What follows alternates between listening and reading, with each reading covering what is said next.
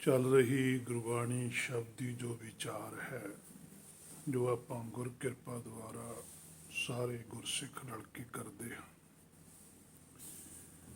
ਜਿਵੇਂ ਸਾਹਿਬ ਦਾ ਕੱਲ ਦਾ ਜੋ ਫਰਮਾਨ ਆਪਾਂ ਨੇ ਵਿਆਖਿਆ ਕੀਤੀ, ਵਿਚਾਰਿਆ ਕਿ ਫੇਰ ਕੇ ਅੱਗੇ ਰੱਖੀਏ ਜਿਤ ਦਿਸੈ ਦਰਬਾਰ, ਮੋਹ ਕੇ ਬੋਲਣ ਬੋਲੀਐ ਜਿਤ ਸੁਣ ਧਰੇ ਪਿਆ। ਉਸ ਤੋਂ ਅਗਲਾ ਬਚਨ ਹੈ ਸਾਹਿਬ ਦਾ, ਅੰਮ੍ਰਿਤ ਵੇਲਾ ਸਚ ਨਾਉ ਵਡਿਆਈ ਵਿਚਾਰ, ਕਰਮੀ ਆਵੈ ਕਪੜਾ ਨਦਰੀ ਮੋਖ ਦੁਆਰ। ਪਾਤਸ਼ਾਹ ਇਸ ਬਚਨ ਦੇ ਵਿੱਚ ਸਾਨੂੰ ਸਮਝਾਉਣਾ ਕਰਦੇ ਹੈ ਕਿ ਜੋ ਸੰਸਾਰੀ ਧਾਰਮਿਕ ਲੋਕ ਹਨ ਉਹ ਵੀ ਕਿਸੇ ਅੰਮ੍ਰਿਤ ਵੇਲੇ ਦੇ ਨਾਲ ਜੁੜੇ ਹੋਏ ਨੇ, ਤੇ ਇੱਕ ਨਿਰਾਕਾਰੀ ਜੀਵ ਨੇ ਉਹ ਵੀ ਕਿਸੇ ਅੰਮ੍ਰਿਤ ਵੇਲੇ ਦੇ ਨਾਲ ਜੁੜੇ ਹੋਏ ਹਨ।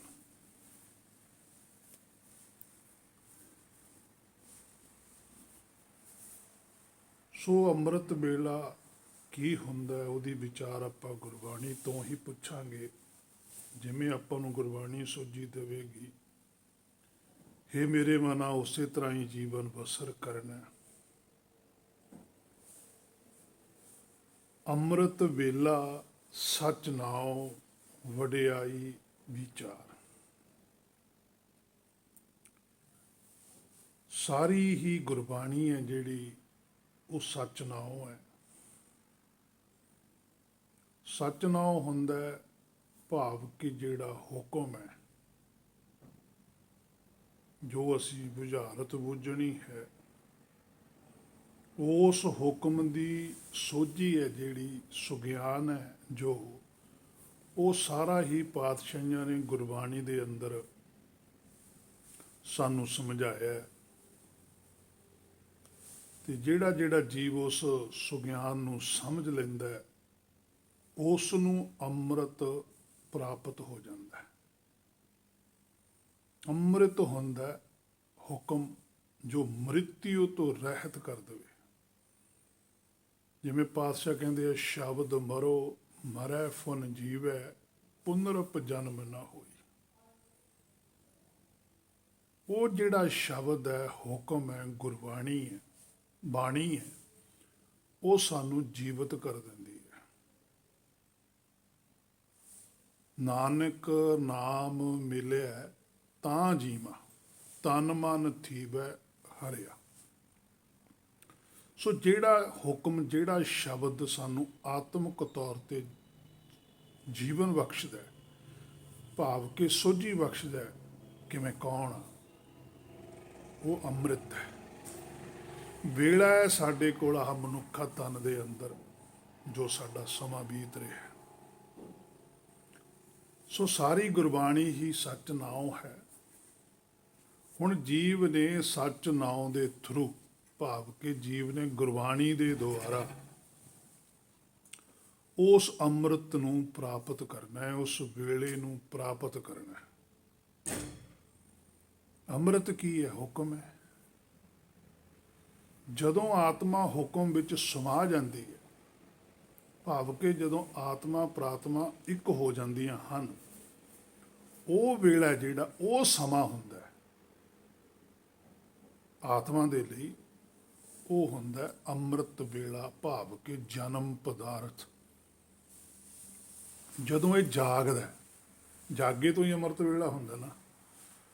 ਜਿਵੇਂ ਪਾਤਸ਼ਾਹ ਕਹਿੰਦੇ, ਜਾਗ ਲਿਹੋ ਰੇ ਮਨਾ ਜਾਗ ਲਿਹੋ ਕਾਹੇ ਗਾਫਲ ਸੋਇਆ। ਹੇ ਮੇਰੇ ਮਨਾ, ਹੁਣ ਤਾਂ ਤੂੰ ਸੁੱਤਾ ਪਿਆ। ਸੁੱਤੇ ਪਿਆਂ ਦਾ ਅੰਮ੍ਰਿਤ ਵੇਲਾ ਨਹੀਂ ਹੁੰਦਾ। ਸੁੱਤੇ ਪਿਆਂ ਨੂੰ ਨੀਂਦ ਹੁੰਦੀ ਹੈ, ਅਗਿਆਨਤਾ ਹੁੰਦੀ ਹੈ, ਭਰਮ ਹੁੰਦਾ ਹੈ। ਪਰ ਜਦੋਂ ਇਹ ਜਾਗਦਾ, ਜਾਗੇ ਤੋਂ ਅੰਮ੍ਰਿਤ ਵੇਲਾ ਬਣਦਾ ਹੈ। ਸੋ ਇਹ ਅੰਮ੍ਰਿਤ ਵੇਲਾ ਹੈ ਨਿਰਾਕਾਰੀਆਂ ਦਾ, ਜਿਹੜੀ ਜੋਤ ਜਾਗੀ ਹੋਈ ਹੈ।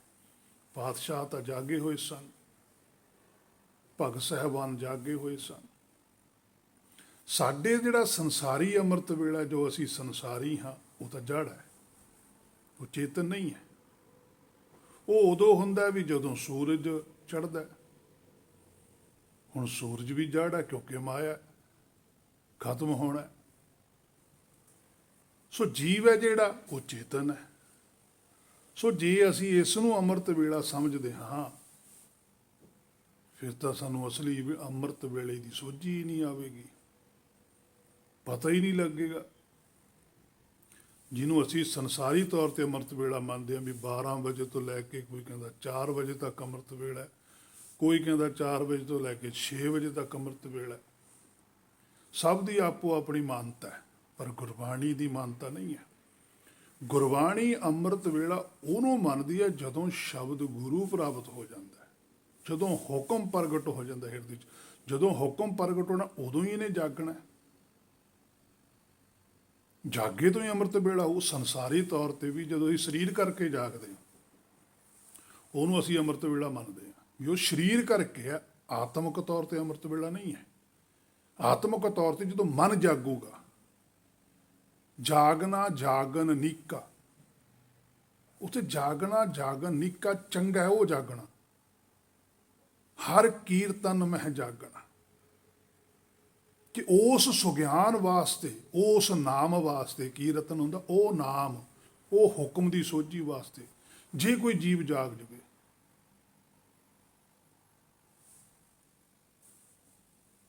ਉਹ ਉੱਤਮ ਹੈ, ਉਹ ਸ੍ਰੇਸ਼ਟ ਹੈ, ਉਹ ਜਨਮ ਪਦਾਰਥ ਹੈ, ਉਹ ਜੀਵਨ ਜਿੱਤਿਆ ਗਿਆ।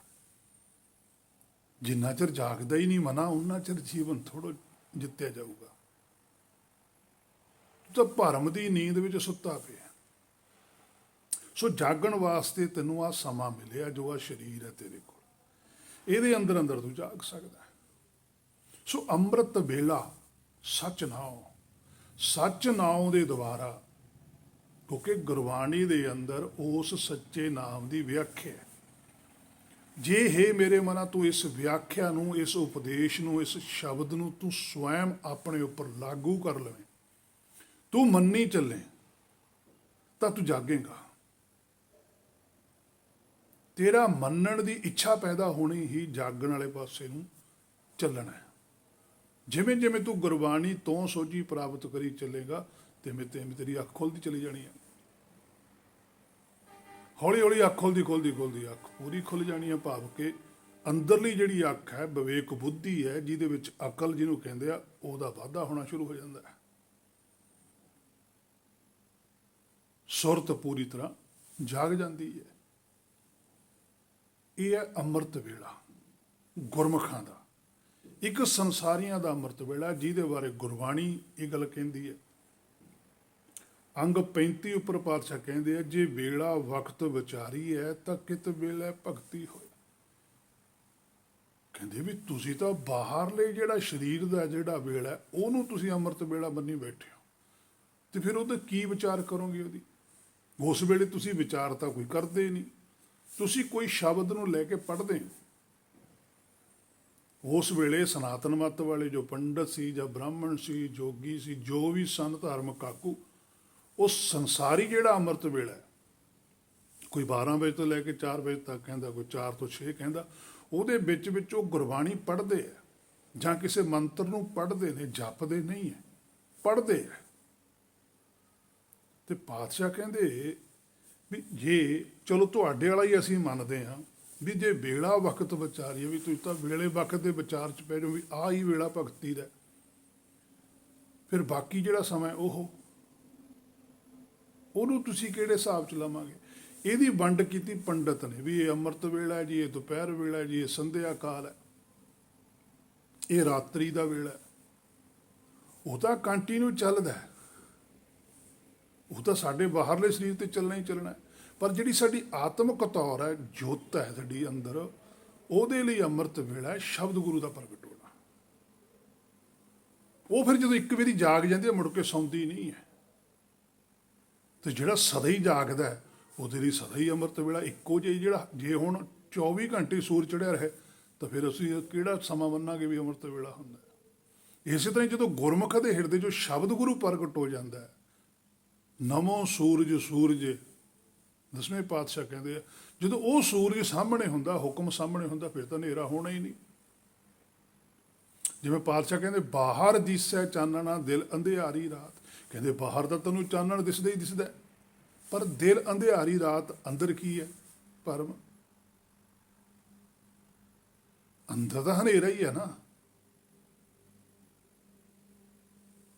ਜੇ ਸੋ ਚੰਦਾ ਉਗਵੈ ਸੂਰਜ ਚੜੇ ਹਜ਼ਾਰ, ਏਤੇ ਚਾਨਣ ਹੁੰਦੇ ਆ ਗੁਰਬਿਨ ਕੋ ਰਾਂਦਾਰ।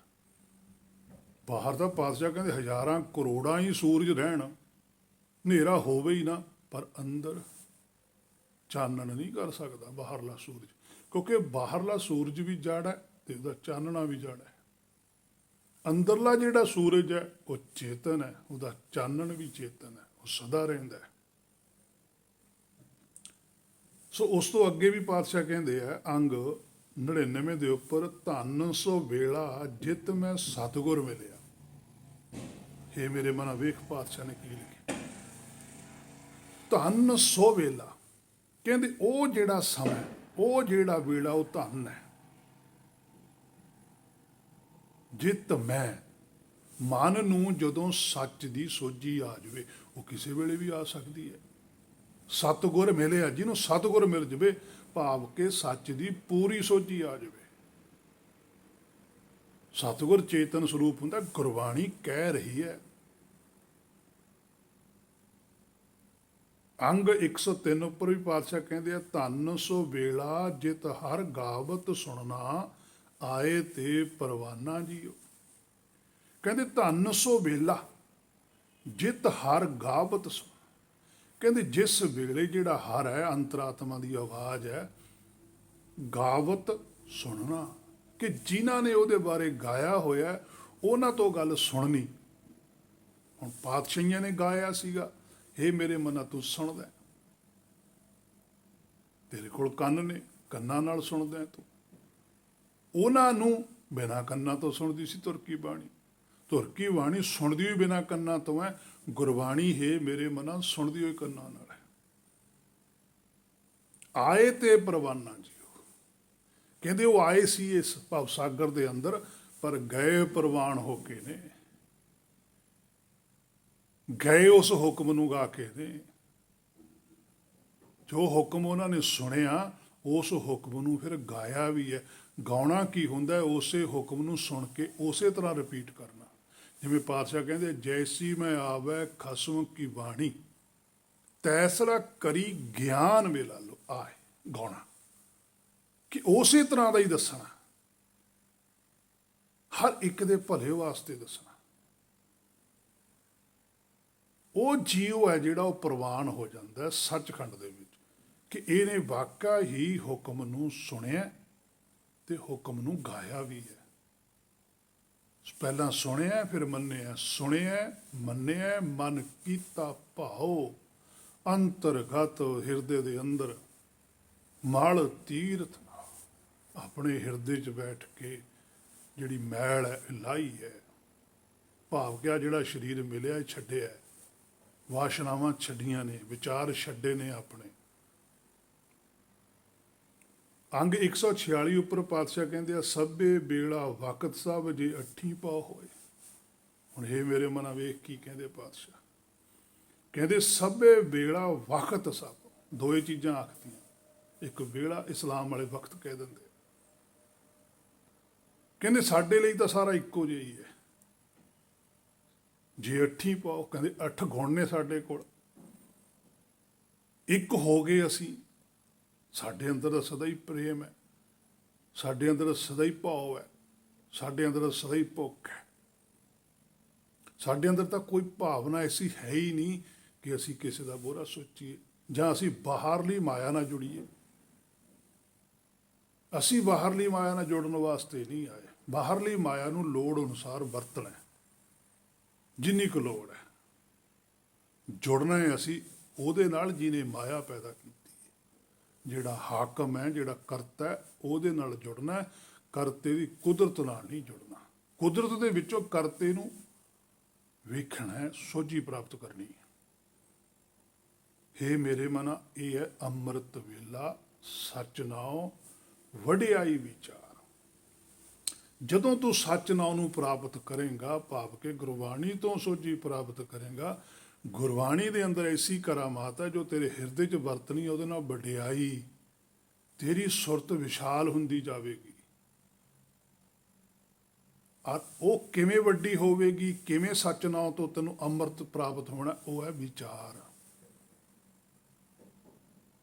ਆਪਣੇ ਆਪ ਨੂੰ ਵਿਚਾਰ, ਆਪਣੇ ਆਪ ਦਾ ਧਿਆਨ ਕਰ, ਆਪਣੇ ਹਿਰਦੇ ਨੂੰ ਵਾਚ, ਆਪਣੀ ਸੋਚ ਨੂੰ ਵਾਚ, ਉਹਦੀ ਵਿਚਾਰ ਕਰ। ਜਿਵੇਂ ਜਿਵੇਂ ਤੂੰ ਆਪਣੇ ਹਿਰਦੇ ਦੇ ਅੰਦਰ ਆਪਣੀ ਸੋਚ ਨੂੰ ਵਿਚਾਰ ਕਰੇਗਾ, ਜਪੇਂਗਾ, ਜਪ ਹਰ ਹਿਰਦੇ ਵਾਹੇ, ਜਪਿਆ ਹਿਰਦੇ 'ਚ ਜਾਂਦਾ ਹੈ।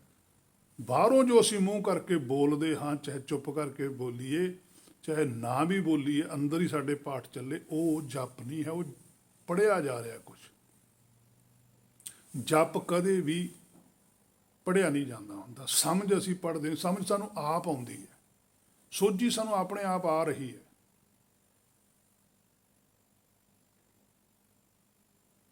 ਉਹ ਹਿਰਦੇ ਵਿੱਚ ਜਪਿਆ ਹੁੰਦੀ ਹੈ।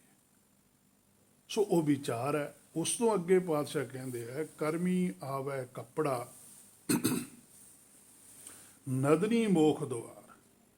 ਕਹਿੰਦੇ ਹੁਣ ਕਰਮੀ ਆਵੈ ਕੱਪੜਾ। ਸੋ ਪਹਿਲਾਂ ਤਾਂ ਅਸੀਂ ਅੰਮ੍ਰਿਤ ਵੇਲਾ ਪ੍ਰਾਪਤ ਹੋਵੇ, ਫੇਰ ਹੀ ਗੱਲ ਬਣੂਗੀ ਨਾ। ਸੋ ਜੇ ਅਸੀਂ ਅਸਲੀ ਅੰਮ੍ਰਿਤ ਵੇਲਾ, ਸੋ ਜੇ ਅਸਲੀ ਅੰਮ੍ਰਿਤ ਵੇਲਾ ਪ੍ਰਾਪਤ ਨਾ ਹੋਇਆ ਤਾਂ ਸਾਡਾ ਕੀਤਾ ਹੋਇਆ ਕਰਮ ਕਿਰਿਆ ਹੀ ਰਹਿ ਜਾਂਦਾ ਹੈ। ਜਿਵੇਂ ਅਸੀਂ ਨਿਤਨੇਮ ਕਰਦੇ ਹਾਂ, ਜਾਂ ਕੋਈ ਦਾਨ ਕਰਦੇ ਹਾਂ, ਜਾਂ ਇਸ਼ਨਾਨ ਆਦਿ, ਸੋ ਇਹਨਾਂ ਨਾਲ ਸਾਡਾ ਜਨਮ ਮਰਨ ਘੱਟ ਨਹੀਂ ਹੁੰਦਾ। ਹਾਂ, ਸਰੀਰ ਰੂਪੀ ਕੱਪੜਾ ਫਿਰ ਮਿਲ ਜਾਂਦਾ।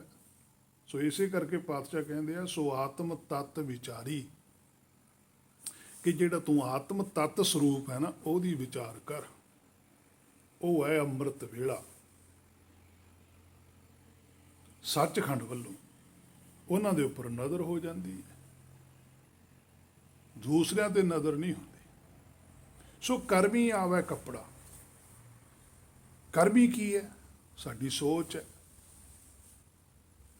ਅਸੀਂ ਸੋਚ ਦੇ ਆਧਾਰ ਤੇ ਹੀ ਚੱਲਦੇ ਹਾਂ ਨਾ।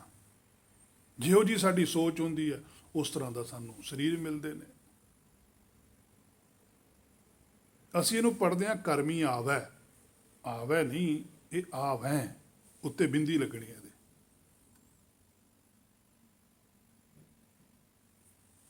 ਇਹ ਉਹਨਾਂ ਨੂੰ ਗੱਲ ਪਾਤਸ਼ਾਹ ਨੇ ਵੀ ਆਖੀ ਹੈ ਕਿ ਜਿਹੜੇ ਆਪਣੇ ਆਪ ਨੂੰ ਕੁਛ ਮੰਨਦੇ ਆ ਵੀ ਅਸੀਂ ਵੀ ਕੁਛ ਕਰਦੇ ਹਾਂ, ਸਾਡੇ ਹੱਥ 'ਚ ਵੀ ਕੁਛ ਹੈ, ਭਾਵ ਕਿ ਆਪਣੇ ਨੂੰ ਖੁਦ ਕਰਤਾ ਮੰਨਦੇ ਨੇ, ਉਹਨਾਂ ਦੇ ਲਈ ਫਿਰ ਜਨਮ ਹੈ।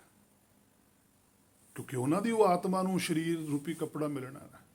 ਜਿੰਨਿਆਂ ਨੇ ਵੀ ਸੱਚਖੰਡ ਦੇ ਅੰਦਰ ਆਪਣੀ ਹੋਂਦ ਨੂੰ ਪ੍ਰਗਟ ਕੀਤਾ ਕਿ ਅਸੀਂ ਵੀ ਕੁਛ ਹਾਂ, ਉਹਨਾਂ ਨੂੰ ਹੀ ਆ ਸਰੀਰ ਮਿਲੇ ਨੇ 84 ਦੇ ਵਿੱਚ। ਇੱਥੇ ਆ ਕੇ ਅਸੀਂ ਉਹੀ ਤਾਂ ਆਪਣੀ ਗਲਤੀ ਸੀ ਜਿਹੜੀ ਉਹਨੂੰ ਛੱਡਣਾ ਸੀ। ਜਦੋਂ ਅਸੀਂ ਆਪਣੀ ਗਲਤੀ ਨੂੰ ਛੱਡਾਂਗੇ ਤਾਂ ਫਿਰ ਸਾਨੂੰ ਕਰਤਾ ਜਿਹੜਾ ਪੁਰਖ ਹੈ ਉਹ ਸੁੱਝੀ ਆਵੇਗੀ। ਉਨਾ ਚਿਰ ਸਾਨੂੰ ਆਪਣੇ ਆਪ ਦੇ ਅਸਲੀ ਵਜੂਦ ਦਾ ਨਹੀਂ ਪਤਾ ਲੱਗੇਗਾ ਕਿ ਅਸਲ ਵਜੂਦ ਸਾਡਾ ਕੀ ਹੈ। ਸੇ ਉਹਨਾਂ ਦੀ ਉਹ ਆਤਮਾ ਨੂੰ ਫਿਰ ਸਰੀਰ ਰੂਪੀ ਕੱਪੜਾ ਪਹਿਨਣਾ ਪੈਂਦਾ। ਉਹ ਪੁੰਨੀ ਪਾਪੀ ਮੰਨਣ ਵਾਲੇ ਨੇ, ਉਹ ਆਪਣੇ ਆਪ ਨੂੰ ਮੰਨਦੇ ਆ ਵੀ ਮੈਂ ਪੁੰਨੀ ਆ ਜਾਂ ਮੈਂ ਪਾਪੀ ਆ। ਜਿਹੜਾ ਗੁਰਮੁਖ ਹੈ ਉਹ ਪਾਪ ਪੁੰਨ ਨੂੰ ਨਹੀਂ ਮੰਨਦਾ, ਸੰਸਾਰ ਦੇ ਨੂੰ। ਸੰਸਾਰ ਦੇ ਪਾਪ ਪੁੰਨ ਬਾਰੇ ਗੁਰਮੁਖ ਕੀ ਕਹਿੰਦਾ? ਪਾਪ ਪੁੰਨ ਹਮਰੇ ਵਸ ਨਾਹੇ, ਰਸਕ ਰਸਕ ਨਾਨਕ ਗੁਣ ਗਾਏ। ਪਾਤਸ਼ਾਹ ਕਹਿੰਦੇ ਇਹ ਸਾਡਾ ਕੰਮ ਨਹੀਂ ਹੈ। ਅਸੀਂ ਤਾਂ ਰਸ ਲੈਣਾ, ਹੁਕਮ ਦੀ ਸੋਝੀ ਲੈਣੀ, ਉਹਦੇ ਵਿੱਚ ਰਹਿ ਕੇ ਗੁਣ ਗਾਉਣੇ, ਭਾਵ ਕਿ ਹੁਕਮ ਦੀ ਵਿਆਖਿਆ ਕਰਨੀ ਹੈ। ਹੁਕਮ ਦੇ ਗੁਣ ਨਾ ਗਾਉਣੇ, ਹੁਕਮ ਤੋਂ ਵਿਰੋਧ ਸੋਚ ਰੱਖਣੀ ਦਰਗਾਹ ਦੇ ਅੰਦਰ ਪਾਪ ਹੈ। ਸੱਚਖੰਡ ਦੇ ਅੰਦਰ ਹੁਕਮ ਦੇ ਅਨੁਸਾਰ ਹੀ ਚੱਲਣਾ, ਹੁਕਮ ਵਿੱਚ ਰਹਿ ਕੇ ਗੱਲ ਕਰਨੀ, ਇਹ ਪੁੰਨ ਹੈ। ਸੱਚਖੰਡ ਦੇ ਅੰਦਰ ਸਾਡੇ ਸੰਸਾਰ 'ਚ ਪਾਪ ਪੁੰਨ ਹੋਰ ਹੈ ਜੋ ਸਰੀਰ ਨਾਲ ਕੀਤੇ ਜਾਂਦੇ। ਸਾਡੇ ਤੇ ਇੱਥੋਂ ਤੱਕ ਵੀ ਪ੍ਰਚਾਰ ਹੈ ਕਿ ਜੇ ਤੁਸੀਂ ਅੰਦਰ ਸੋਚਦੇ ਹੋ ਕੋਈ ਪਾਪ, ਉਹਨੂੰ ਕਰਦੇ ਨਹੀਂ, ਉਹ ਪਾਪ ਨਹੀਂ ਹੈ। ਪਰ ਸੱਚਖੰਡ ਦੀ ਦ੍ਰਿਸ਼ਟੀ ਤੋਂ ਅਸਲ ਵਿੱਚ ਉਹੀ ਪਾਪ ਹੈ ਜਿਹੜਾ ਅਸੀਂ ਸੋਚਦੇ ਹਾਂ। ਜੇ ਸੋਚਾਂਗੇ ਤਾਂ ਕਰਾਂਗੇ ਵੀ, ਜੇ ਕਰਦੇ ਨਹੀਂ, ਕਿਰਿਆ ਨਹੀਂ ਹੁੰਦੀ, ਤਾਂ ਸੋਚ ਕੇ ਸਾਡੇ ਮਨ ਨੂੰ ਤਾਂ ਮੈਲ ਲੱਗ ਗਈ ਨਾ। ਜਨਮ ਜਨਮ ਕੀ ਇਸ ਮਨ ਕੋ ਮਲ ਲੱਗ ਗਈ, ਇਹ ਉਹੀ ਤਾਂ ਮੈਲ ਲੱਗਦੀ ਹੈ। ਬਾਹਰੋਂ ਤਾਂ ਜੇ ਅਸੀਂ ਕੋਈ ਗਲਤ ਕਰਾਂਗੇ ਤਾਂ ਸਾਨੂੰ ਸਮਾਜ ਦੇਖੂਗਾ। ਜੇ ਉਹ ਸਮਾਜ ਦੇ ਵਿੱਚ ਗਲਤ ਮੰਨਿਆ ਗਿਆ ਜਾਂ ਸਹੀ ਮੰਨਿਆ ਗਿਆ, ਜੇ ਗਲਤ ਮੰਨਿਆ ਗਿਆ ਸਮਾਜ ਦੇ ਲੋਕ ਸਜ਼ਾ ਦੇ ਦਿੰਦੇ ਆ, ਜੇ ਚੰਗਾ ਕੀਤਾ ਗਿਆ ਤਾਂ ਲੋਕ ਵਡਿਆ ਦਿੰਦੇ ਆ। ਇਸੇ ਤਰ੍ਹਾਂ ਹੀ ਹੇ ਮੇਰੇ ਮਨਾ, ਤੇਰੇ ਨਾਲ ਤੂੰ ਜੋ ਚੰਗਾ ਮਾੜਾ ਕਰੇਗਾ ਤੈਨੂੰ ਵੀ ਸੱਚਖੰਡ ਵਾਲੇ ਦੇਖਦੇ ਆ। ਉਹਨਾਂ ਨੇ ਸੱਚਖੰਡ ਦੇ ਕਾਨੂੰਨ ਮੁਤਾਬਕ ਤੈਨੂੰ ਦੇਖਣਾ, ਸੰਸਾਰ ਨੇ ਸੰਸਾਰ ਦੇ ਕਾਨੂੰਨ ਮੁਤਾਬਕ ਦੇਖਣਾ। ਇਸੇ ਕਰਕੇ ਗੁਰਬਾਣੀ ਦੀ ਸ਼ੁਰੂਆਤ 'ਚ ਹੀ ਪਾਤਸ਼ਾਹ ਨੇ ਕਿਹਾ ਸੀ, ਸੋਚੈ ਸੋਚ ਨਾ ਹੋਵਈ, ਕਿ ਤੂੰ ਹੁਣ ਕੁਝ ਸੋਚ ਨਾ ਲਈ, ਜੋ ਹੋ ਰਿਹਾ ਉਹ ਦੇਖੀ ਚਲੀ। ਜੇ ਸੋਚ, ਜੇ ਤੂੰ ਇਹ ਗਲਤੀ ਕਰ ਲਈ ਲੱਖ ਵਾਰ, ਕਹਿੰਦੇ ਫਿਰ ਤੈਨੂੰ ਇਸ ਸਮੇਂ ਦੇ ਵਿੱਚ ਬੁਝਾਰਤ ਨਹੀਂ ਤੂੰ ਬੁੱਝ ਸਕਦਾ, ਫਿਰ ਤੈਨੂੰ ਸਮਝ ਨਹੀਂ ਆਉਣੀ। ਜੇ ਟੀਚਰ ਪੜ੍ਹਾ ਰਿਹਾ ਬੱਚਿਆਂ ਨੂੰ ਤੇ ਸਾਰੇ ਬੱਚੇ ਬੈਠ ਕੇ ਸੋਚੀ ਜਾਣ ਤੇ ਟੀਚਰ ਪੜ੍ਹਾਈ ਚੱਲੇ ਤੇ ਉਹ ਕਹੇ ਵੀ ਹਾਂ ਵੀ ਕਾਕਾ ਮੈਂ ਤੈਨੂੰ ਕੀ ਪੜ੍ਹਾਇਆ, ਕਹਿੰਦਾ ਜੀ ਮੈਂ ਤਾਂ ਸੋਚਦਾ ਸੀ। ਉਹ ਕਹਿੰਦਾ ਵੀ ਤੂੰ ਸੋਚਣ ਵਾਸਤੇ ਨਹੀਂ, ਤੂੰ ਸਮਝਣ ਵਾਸਤੇ ਆਇਆ। ਸੋਚਣਾ ਕੰਮ ਟੀਚਰ ਦਾ ਕਿ ਮੈਂ ਇਹਨਾਂ ਨੂੰ ਪੜ੍ਹਾਉਣਾ ਕੀ ਹੈ, ਸੋਚਣਾ ਕੰਮ ਹੈ ਸਤਿਗੁਰ ਦਾ ਕਿ ਮੈਂ ਇਹਨਾਂ ਨੂੰ ਸੁਗਿਆਨ ਕਿਵੇਂ ਦੇਣਾ ਹੈ। ਸਾਡਾ ਕੰਮ ਹੈ ਸਮਝਣਾ। ਮਨ ਸਮਝਾਵਣ ਕਾਰਨ ਹੈ, ਕਛੁਕ ਪੜੀਐ ਗਿਆਨ, ਸਮਝ ਮਨ ਬੌਰਾ ਰੇ, ਜਾਨ ਬੂਝ ਕੈ ਬਾਵਰੇ ਤੈ ਆਪਨ ਕਾਜ ਵਿਗਾਰਿਓ। ਅਸੀਂ ਕੁਝ ਸਮਝਣਾ, ਸਮਝ ਬੂਝ ਜੋ ਕਰਤ ਵਿਚਾਰਾ, ਭਵਜਲ ਤਰਤ ਨ ਲਾਵਤ ਵਾਰਾ। ਥਾਂ ਥਾਂ ਤੇ ਤਾਂ ਪਾਤਸ਼ਾਹ ਸਮਝ ਬੂਝ ਦੀ ਗੱਲ ਕਰਦੇ, ਪਰ ਹੇ ਮੇਰੇ ਮਨਾ ਤੂੰ ਤਾਂ ਸਮਝਣ ਵਾਲੇ ਪਾਸੇ ਨੂੰ ਹੀ ਨਹੀਂ ਜਾਂਦਾ, ਕਿਉਂਕਿ ਤੈਨੂੰ ਵੀ ਪਤਾ ਵੀ ਜਿੱਦਣ ਤੂੰ ਸਮਝਣ ਲੱਗ ਗਿਆ ਤਾਂ ਤੇਰੀ ਹੋਂਦ ਖਤਮ ਹੈ। ਜਦੋਂ ਤੂੰ ਸਮਝੇਗਾ ਤਾਂ ਤੂੰ ਕਿਸੇ ਲਈ ਸਮਝੇਗਾ। ਜਦੋਂ ਅਸੀਂ ਸੋਚਦੇ ਹਾਂ ਅਸੀਂ ਆਪਣੇ ਲਈ ਸੋਚਦੇ ਹਾਂ। ਇਸੇ ਕਰਕੇ ਜਿਹੜਾ ਹੈ ਮੇਰੇ ਮਨਾ ਤੇਰੇ ਵਿੱਚ ਬਹੁਤ ਵੱਡੀ ਕਮੀ ਹੈ, ਤੂੰ ਆਪਣੇ ਤੋਂ ਵੱਡਾ ਕਿਸੇ ਨੂੰ ਮੰਨਦਾ ਹੀ ਨਹੀਂ। ਤੂੰ ਕਹਿੰਦਾ ਮੈਂ ਹੀ ਵੱਡਾ। ਹੇ ਮੇਰੇ ਮਨਾ ਤੂੰ ਨਹੀਂ ਵੱਡਾ, ਵੱਡਾ ਉਹ ਹੈ ਜਿਹਨੇ ਤੈਨੂੰ ਪੈਦਾ ਕੀਤਾ ਹੋਇਆ। ਤੇਰਾ ਜਿਹੜਾ ਆਪਣਾ ਮੂਲ ਹੈ ਉਹ ਵੱਡਾ ਹੈ, ਤੂੰ ਵੱਡਾ ਨਹੀਂ ਹੈ, ਤੂੰ ਛੋਟਾ ਹੈ। ਇਹ ਹਉਮੈ ਛੱਡ ਦੇ। ਸੋ ਜੇ ਇਹ ਹਉਮੈ ਛੱਡ ਦੇਗਾ ਤਾਂ ਫਿਰ ਜੀਵਨ ਸਫਲ ਹੈ। ਸੋ ਨਹੀਂ ਹੈ। ਇਸੇ ਕਰਕੇ ਜਿਹੜੇ ਪੁੰਨੀ ਪਾਪੀ ਮੰਨਣ ਵਾਲੇ ਨੇ, ਖੁਦ ਨੂੰ ਦਾਨੀ ਮੰਨਦੇ ਨੇ, ਤਾਂ ਉਹਨਾਂ ਨੂੰ ਫਿਰ ਆਹ ਸਰੀਰ ਬਾਰ-ਬਾਰ ਮਿਲਦੇ ਰਹਿੰਦੇ ਆ। ਸੋ ਪਾਤਸ਼ਾਹ ਆਪ ਹੀ ਆਪਣੇ ਵੱਲੋਂ ਸਵਾਲ ਕਰਦੇ, ਆਪ ਹੀ ਆਪਣੇ ਵੱਲੋਂ ਜਵਾਬ ਵੀ ਦਿੰਦੇ ਆ। ਜਿਵੇਂ ਪਹਿਲਾਂ ਪਾਤਸ਼ਾਹ ਨੇ ਆਖਿਆ ਸੀ ਵੀ ਕਿਵ ਸਚਿਆਰਾ ਹੋਈ ਹੈ, ਵੀ ਸਚਿਆਰੇ ਫਿਰ ਕਿਵੇਂ ਹੋਇਆ ਜਾਂਦਾ ਇਸ ਭਾਵ ਸਾਗਰ ਦੇ ਅੰਦਰ। ਕਿਵ ਕੂੜਾ ਟੁੱਟੇ ਪਾਲ, ਕਿਵੇਂ ਇਹ ਭਰਮ ਦੀ ਜਿਹੜੀ ਪਾਲ ਆ ਸਰੀਰ ਨਾਲ ਆਤਮਾ ਜੁੜੀ ਹੋਈ ਆ ਕਿਵੇਂ ਤੋੜੀ ਜਾ ਸਕਦੀ। ਕਹਿੰਦੇ ਹੁਕਮ ਰਜਾਈ ਚੱਲਣਾ, ਹੁਕਮ ਦੇ ਵਿੱਚ ਚੱਲਣਾ। ਨਾਨਕ ਲਿਖਿਆ, ਪਾਤਸ਼ਾਹ ਕਹਿੰਦੇ ਤੁਹਾਡੇ ਨਾਲ ਹੀ ਆ ਹੁਕਮ, ਕੋਈ ਬਾਹਰੋਂ ਨਹੀਂ ਆਉਣਾ ਹੁਕਮ। ਬਾਹਰੋਂ ਤੁਹਾਨੂੰ ਹੁਕਮ ਬਾਰੇ ਉਪਦੇਸ਼ ਦਿੱਤਾ ਜਾਊਗਾ, ਪਰ ਹੁਕਮ ਤੁਹਾਡੇ ਨਾਲ ਹੀ ਹੈ। ਉਹਨੂੰ ਤਾਂ ਤੁਸੀਂ ਬੁੱਝਣਾ। ਬਸ ਉਹਨੂੰ ਬੁੱਝਣ ਵਾਸਤੇ ਹੀ ਮਨ ਨੂੰ ਚੁੱਪ ਕਰਾਉਣਾ ਪੈਂਦਾ, ਤੇ ਜੇ ਮਨ ਚੁੱਪ ਕਰੂਗਾ ਤਾਂ ਹੁਕਮ ਬਾਰੇ ਸਮਝੂਗਾ ਕੁਛ। ਪਰ ਮਨ ਚੁੱਪ ਨਹੀਂ ਕਰਦਾ, ਮਨ ਬੋਲੀ ਜਾਂਦਾ। ਇੰਨਾ ਰੌਲਾ ਪਾ ਦਿੰਦਾ ਹੈ ਬੋਲ ਬੋਲ ਕੇ, ਉਹਦੀ ਗੱਲ ਹੀ ਨਹੀਂ ਸੁਣਦਾ। ਉਹ ਹਾਰ ਕੇ ਫਿਰ ਚੁੱਪ ਰਹਿੰਦਾ। ਉਹ ਕਹਿੰਦਾ ਵੀ ਠੀਕ ਹੈ ਤੂੰ ਬੋਲੀ ਚੱਲ।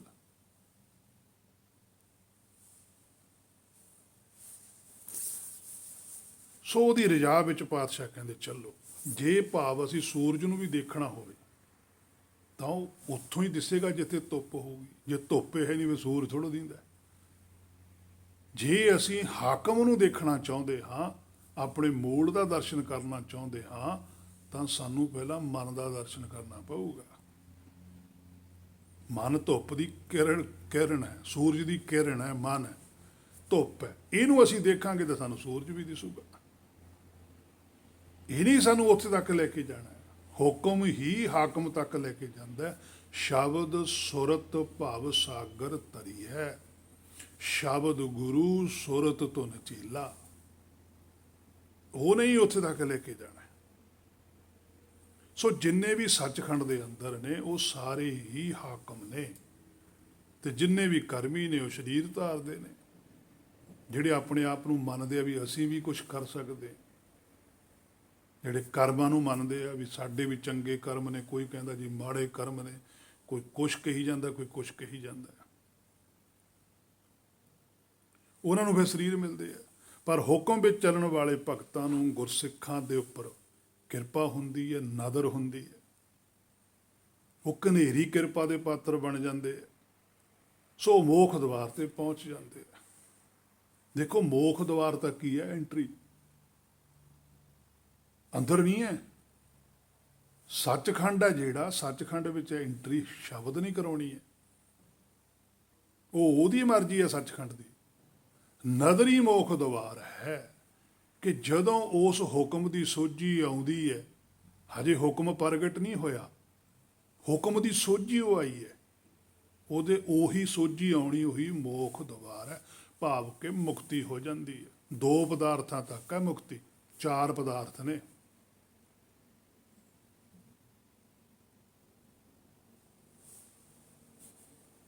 ਸੋ ਪਰ ਹੁਕਮ ਵਿੱਚ ਫਿਰ ਹੁਣ ਚੱਲਿਆ ਕਿਵੇਂ ਜਾਵੇ, ਇਹ ਵੀ ਸਾਡੇ ਮਨ 'ਚ ਸਵਾਲ ਉੱਠ ਖੜਦਾ ਕਈ ਵਾਰ ਵੀ ਹੁਕਮ ਬਾਰੇ ਕਿਵੇਂ ਪਤਾ ਲੱਗਦਾ ਵੀ ਕੀ ਹੁਕਮ ਹੈ।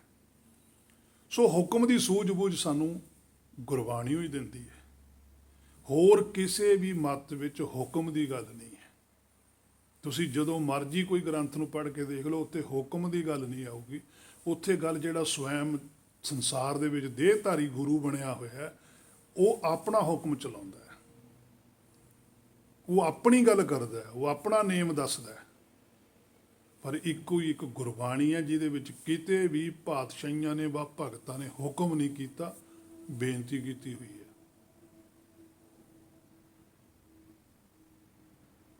ਦਾਸ ਕਹਾਇਆ ਗਿਆ, ਨਾਨਕ ਦਾਸ ਤੇਰੀ ਸਰਣ ਆਈ, ਜਿਹਦੀ ਸਰਣ ਵਿੱਚ ਨੇ ਪਾਤਸ਼ਾਹ ਨਾਨਕ ਜੀ, ਉਹ ਹੈ ਹਾਕਮ। ਸੋ ਐਸੀ ਮੱਤ ਕਿਤੇ ਨਹੀਂ ਮਿਲਦੀ, ਸਿਰਫ ਗੁਰਮਤਿ ਹੈ, ਇਸੇ ਕਰਕੇ ਸਭ ਤੋਂ ਸ੍ਰਿਸ਼ਟ ਹੈ।